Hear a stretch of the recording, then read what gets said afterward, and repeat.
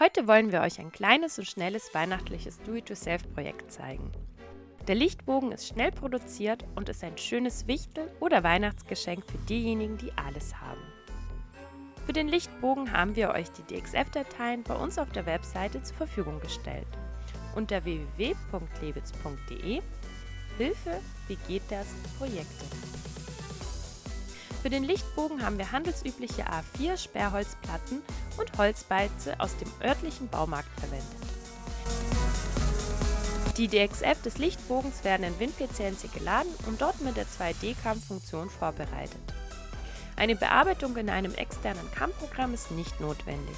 Für das optimale Ergebnis haben wir in 2D-CAM von WinP-CNC folgende Einstellungen gewählt: Daten bereinigen, Kontur und Linien suchen, umschlossene Konturen erkennen, Radienkorrekturen rechnen, alle Konturen integrieren und Leerwege optimieren. Wir verwenden einen Fräser mit 1,5 mm Durchmesser. Daher nutzen wir im 2D-CAM 0,75 mm bei der Radienkorrektur.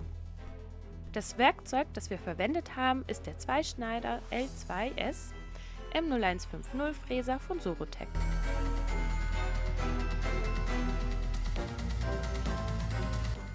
Bei den Werkzeugen stellen wir folgende Werte ein.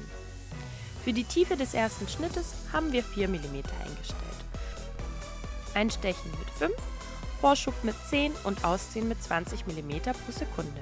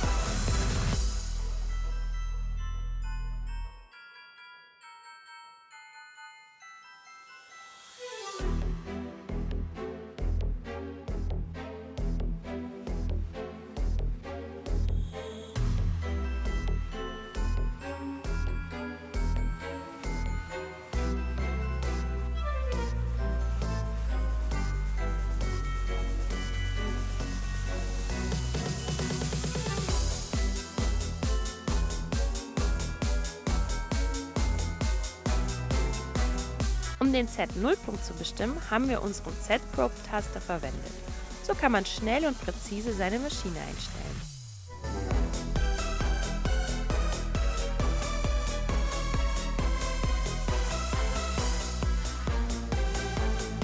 Man kann auch den Fräsvorgang ganz bequem mit unserem neuen Handrad HR20 starten.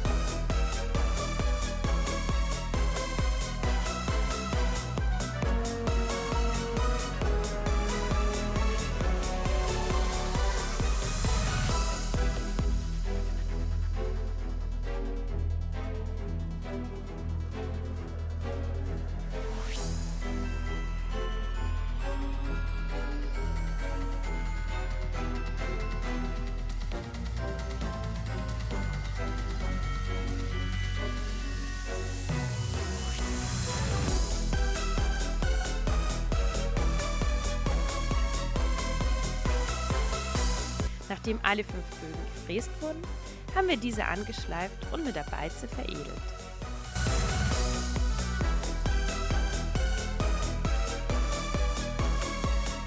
Sobald die Holzbeize eingezogen ist, haben wir die einzelnen Elemente von beiden Seiten mit einem Klarlack versiegelt. Nun alles zusammenstecken und mit einer Lichterkette umwickeln. Schon ist der Lichtbogen zu Weihnachten fertig. Viel Spaß beim Nachmachen!